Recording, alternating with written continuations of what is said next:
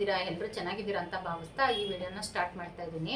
ಇವತ್ತೇನಪ್ಪ ಅಂತಂದರೆ last video ನೋಡಿದಾಗೆ ನಾವೆಲ್ಲ ration ಎಲ್ಲ ತಂದಿದ್ವಲ್ಲ, ಆ ರೇಷನ್ ಎಲ್ಲ ಹಾಗೆ ಇಟ್ಬಿಟ್ಟಿದ್ದೆ, ರೀಫಿಲ್ ಮಾಡಿರಲಿಲ್ಲ ಯಾವುದೇ ಬಾಕ್ಸ್ಗಳಿಗೂ. ಅದಕ್ಕೆ ಇವಾಗೆಲ್ಲ ರೀಫಿಲ್ ಮಾಡೋಣ ಅಂತ ಅಂದ್ಬಿಟ್ಟು ಎಲ್ಲ ಚೀಲನೂ ತೊಗೊಂಡಿದ್ದೀನಿ. ಇದಾದಮೇಲೆ ಮತ್ತೆ ಅಡುಗೆ ಬೇರೆ ಮಾಡಬೇಕು. ಈ ವರ್ಕಿಂಗ್ ವುಮೆನ್ಸ್ ಎಷ್ಟು ಕೆಲಸ ಇರುತ್ತಲ್ವಾ, ಸಾಕಾಗೋಗ್ಬಿಡುತ್ತೆ ನಿಜವಾಗ್ಲೂ. ಮನೇಲಿದ್ದಾಗ ಕೆಲ್ಸಕ್ಕೆ ಹೋಗ್ಬೇಕು ಅಂತ ಅನಿಸುತ್ತೆ. ಕೆಲಸದಲ್ಲಿದ್ದಾಗ ಮನೆಗೆ ಬಂದುಬಿಟ್ರೆ ಸಾಕಪ್ಪ ಅಂತ ಅನಿಸುತ್ತೆ. ನಮ್ಮ ಬಾಡಿ ಯಾವುದಕ್ಕೂ ಹೊಂದ್ಕೊಳ್ಳಲ್ಲ, ನಮ್ಮ ಮೈಂಡು ಯಾವುದಕ್ಕೂ ಸರಿ ಹೋಗಲ್ಲ ಅಲ್ವಾ. ನನಗೂ ನಿಜವಾಗ್ಲೂ ನೀವು ವರ್ಕ್ಗೆ ಹೋಗೋ ವುಮೆನ್ಸ್ ಅಂತೂ ಸಿಕ್ಕಾಪಟ್ಟೆ. ಆಗಂತ ಮನೇಲಿರೋರೆಲ್ಲ ಏನು ಮಾಡಲ್ಲ ಅಂತಲ್ಲ, ಅವ್ರಿಗೂ ಪಾಪ ದಿನವಿಡೀ ಕೆಲಸ ಇರುತ್ತೆ. ನಾವು ಕೆಲ್ಸಕ್ಕೆ ಹೋಗೋದಂತೂ ಅಲ್ಲೂ ಮಾಡಿ ಬಂದು ಇಲ್ಲೂ ಮಾಡೋಷ್ಟರಲ್ಲಿ ನಿಜವಾಗ್ಲೂ ಸಾಕಾಗಿ ಹೋಗ್ಬಿಟ್ಟಿರುತ್ತೆ. ಯಾರು ಮಾಡಿಟ್ಬಿಟ್ಟಿದ್ರೆ ಸಾಕಪ್ಪ, ಅದು ಬಂದು ತಿನ್ಬಿಟ್ಟು ಮಲ್ಕೊಂಬಿಟ್ರೆ ಸಾಕಪ್ಪ ಅನ್ನೋ ಮೈಂಡ್ಸೆಟ್ ಆಗಿಬಿಡುತ್ತೆ. ಇನ್ನೂ ಮಾಡೋಕ್ಕಾಗಲ್ಲ, ಜೀವನ ನಡಿಬೇಕಲ್ಲ. ನಮ್ಮಂಥ ಮಿಡ್ಲ್ ಕ್ಲಾಸ್ ಅವ್ರ ಜೀವನ ನಡಿಬೇಕು ಅಂತಂದರೆ ಎರಡು ಕಡೆನೂ ಬ್ಯಾಲೆನ್ಸ್ ಮಾಡ್ಕೊಂಡು ಹೋಗಲೇಬೇಕು.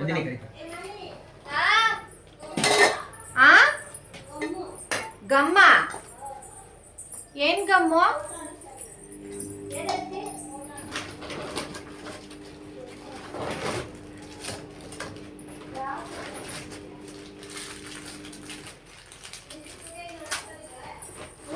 ಇದಕ್ಕೆ ಫೋಟೋಗೆಲ್ಲ ಅನ್ಸೋದು ಕಣಮ್ಮ.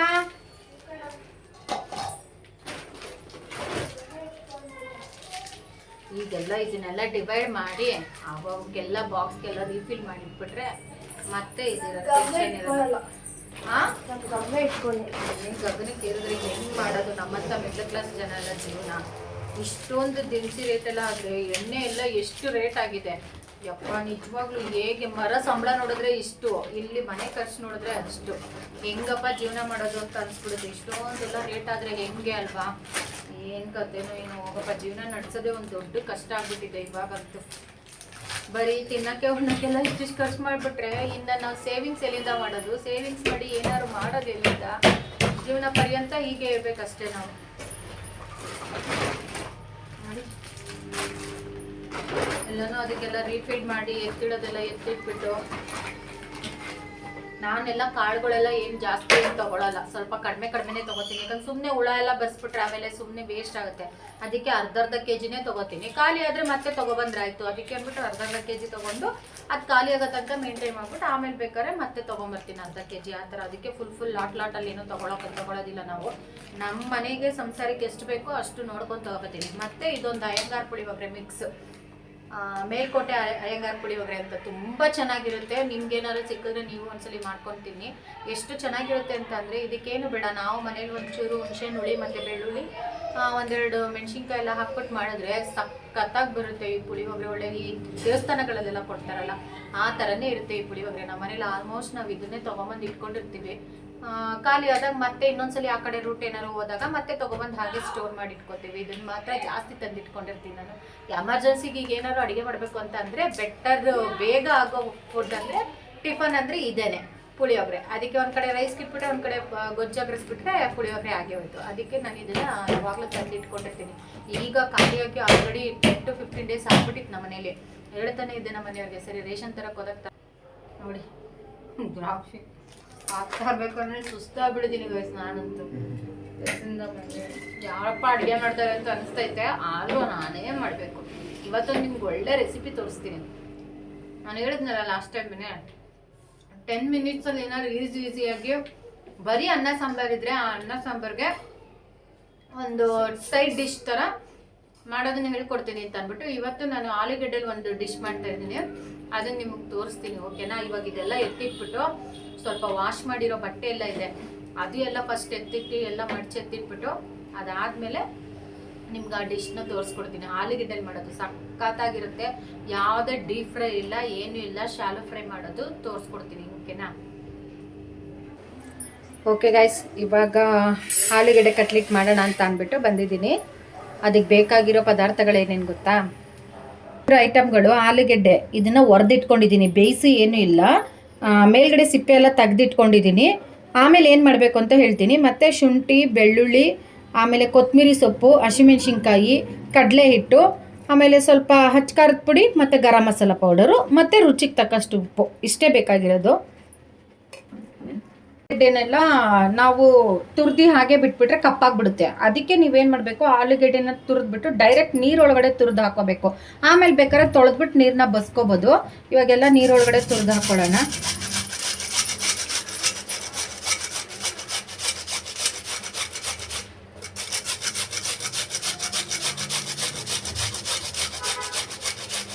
ಜಾರ್ಗೆ ಹಸಿಮೆಣ್ಸಿನ್ಕಾಯಿ ಒಂದು 5ರಿಂದ 6 ತೊಗೊಂಡಿದ್ದೀನಿ ನಾನು. ಆಮೇಲೆ 1 ಇಂಚು ಶುಂಠಿ, ಆಮೇಲೆ 1 ಗೆಡ್ಡೆ ಬೆಳ್ಳುಳ್ಳಿ, ಆಮೇಲೆ ಕೊತ್ತಂಬರಿ ಸೊಪ್ಪು ನೀವು ಎಷ್ಟು ಹಾಕೊಂಡ್ರೂ ಚೆನ್ನಾಗಿರುತ್ತೆ. ಬಟ್ ತುಂಬ ಜಾಸ್ತಿ ಆದರೆ ಅಷ್ಟೇನೇನು ಇದಿರಲ್ಲ.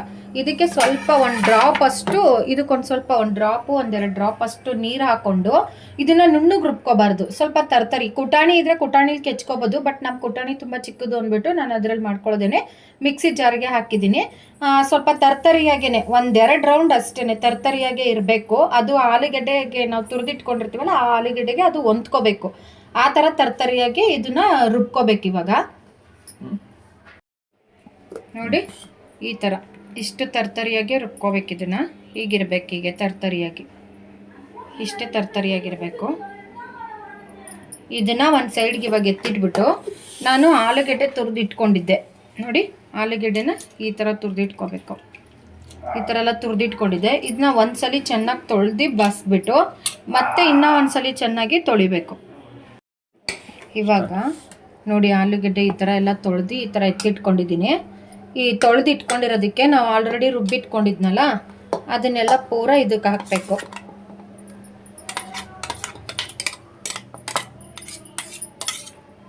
ಅದನ್ನು ಹಾಕ್ಬಿಟ್ಟು ನೀರೇನೋ ಹಾಕಬೇಡಿ, ಯಾಕಂದರೆ ಆಲೂಗೆಡ್ಡೆಲೆ ಆಲ್ರೆಡಿ ಸ್ವಲ್ಪ ನೀರು ಇರುತ್ತೆ. ಮತ್ತು ಯಾವುದೇ ಥರ ನೀರು ಹಾಕಬೇಡಿ. ಆಮೇಲೆ ಹದ ನೋಡ್ಕೊಂಡು ನಾನು ಹೇಳ್ತೀನಿ ಯಾವ ಥರ ಹದ ಹಾಕಬೇಕಂತ. ಅದಾದಮೇಲೆ ತಿರ್ಗಾ ನಾವು ಕಡಲೆ ಹಿಟ್ಟು ಹಾಕೋಬೇಕು.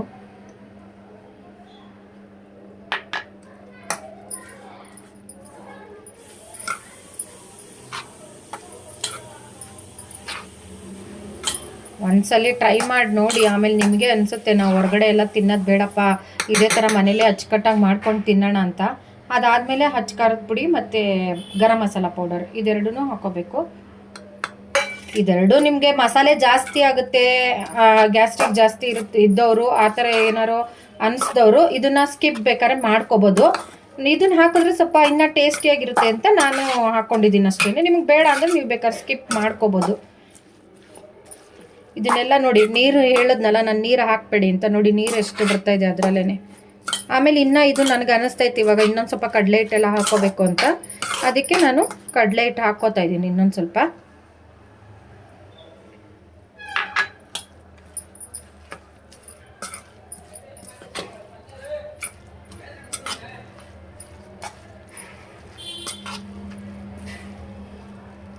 ನೋಡಿ ಈ ಥರ ಎಲ್ಲ ನೀಟಾಗಿ ಕಲಿಸ್ಕೊಬೇಕು ಇದನ್ನು. ಮತ್ತು ಆಲೂಗೆಡ್ಡೆನ ಸ್ವಲ್ಪ ದಪ್ಪದಾಗೇ ತುರ್ಕೊಳ್ಳಿ. ಅದು ಚೆನ್ನಾಗೆಲ್ಲ ನಾವು ಆಲೂಗೆಡ್ಡೆ ಇವಾಗ ರುಚಿಗೆ ತಕ್ಕಷ್ಟು ಉಪ್ಪು ಹಾಕ್ಕೊಳ್ಳಿ, ಎಷ್ಟು ಬೇಕೋ ಅಷ್ಟು. ಇದು ನೋಡಿ ಈ ಥರ ಮ್ಯಾರಿನೇಟ್ ಮಾಡಿ ಒಂದು 3 ನಿಮಿಷ 4 ನಿಮಿಷ ಅಷ್ಟೇ ಎತ್ತಿಡಿ. ಎತ್ತಿದ ಮೇಲೆ ಆಮೇಲೆ ಒಂದು ಪ್ಯಾನ್ ಇಟ್ಬಿಟ್ಟು ಅದಕ್ಕೆ ಇಷ್ಟೇ ಎಣ್ಣೆ ಹಾಕ್ಕೊಂಡಿದ್ದೀನಿ. ಓಕೆನಾ? ಬೇಕಂದ್ರೆ ಡೀಪ್ ಫ್ರೈಯು ಮಾಡ್ಕೋಬೋದು, ಅವ್ರಿಗೆ ಹೇಗೆ ಅನುಕೂಲ ಬೇಕೋ ಆ ಥರನೂ ಮಾಡ್ಕೋಬೋದು.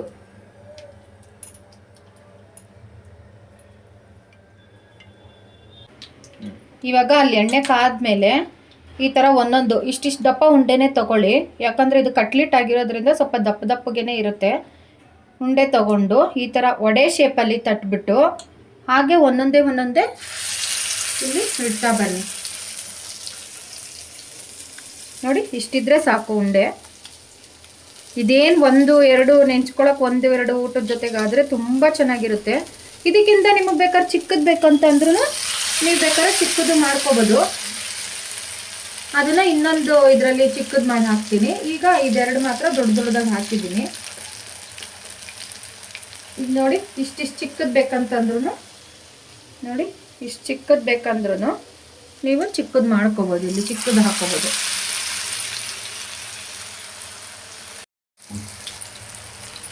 ಇವಾಗ ನೋಡಿ ಒಂದು ಕಡೆ ಬೇಯಿಸ್ಕೊಂಡಿದ್ದೀನಿ. ಮತ್ತು ಇದನ್ನು ಆದಷ್ಟು ಸ್ವಲ್ಪ ಸಣ್ಣ ಉರಿಲೇ ಬೇಯಿಸ್ಕೊಳ್ಳಿ. ಯಾಕಂದರೆ ಮೇಲ್ಗಡೆ ಬೆಂದಿರುತ್ತೆ, ಒಳಗಡೆ ಬೆಂದಿರಲ್ಲ. ಅದಕ್ಕೆ ಸ್ವಲ್ಪ ಸಣ್ಣ ಉರಿಲೇ ನಿಧಾನಕ್ಕೆ ಬೇಯಿಸ್ಕೊಂಡ್ರೆ ಮೇಲೆ ಒಳಗಡೆ ಎಲ್ಲ ತುಂಬ ಚೆನ್ನಾಗಿ ಬೆಂದಿರುತ್ತೆ, ತುಂಬ ಚೆನ್ನಾಗಿರುತ್ತೆ. ಒಂದ್ಸಲಿ ಮಿಸ್ ಮಾಡದೆ ಟ್ರೈ ಮಾಡಿ, ಓಕೆನಾ? ಬನ್ನಿ ಫ್ರೆಂಡ್ಸ್, ನಾನು ಹೆಂಡತಿ ಮಾಡ್ತಿರೋ ಕಟ್ಲೆಟ್ ಹೇಗಿದೆ ಅಂತ ಟೇಸ್ಟ್ ಮಾಡಿ ನೋಡೋಣ. ಈ ಆಲೂಗಡ್ಡೆ ಬೋಂಡ ಮಾಡ್ತಿರೋ ಕಟ್ಲೆಟ್ ಹೆಂಗಿದೆ ನೋಡೋಣ.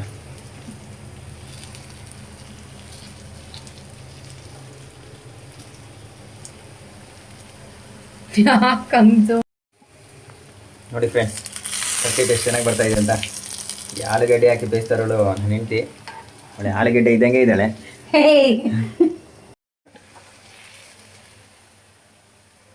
ನೋಡಿ ಫ್ರೆಂಡ್ಸ್, ಕಟ್ಲೆಟ್ ಫೈನಲಿ ಹೇಗೆ ಬಂದಿದೆ ಅಂತ ನೋಡ್ತಾ ಇದ್ದೀರಲ್ವಾ?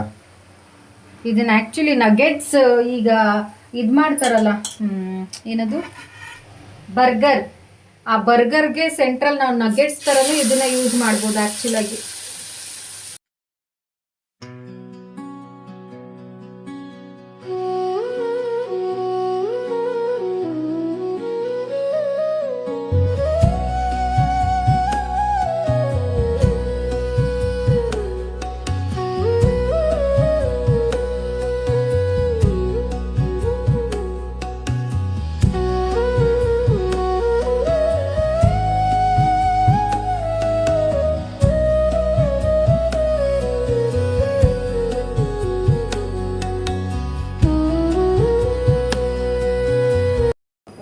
ಆಗಿದೆ ಗೈಸ್, ನೀವು ಒಂದ್ಸಲಿ ಮನೇಲಿ ಮಾಡ್ಕೊಂಡು ತಿನ್ನಿ. ಸುಮ್ಮನೆ ಹೊರಗಡೆ ಎಲ್ಲ ತಿನ್ನೋಕ್ಕಿಂತ ಮನೇಲಿ ಮಾಡ್ಕೊಂಡು ತಿಂದರೆ ಹೆಲ್ತ್ಗೂ ಒಳ್ಳೇದು, ಮತ್ತು ತುಂಬ ಬೆನಿಫಿಟ್ಟು ಕೂಡ.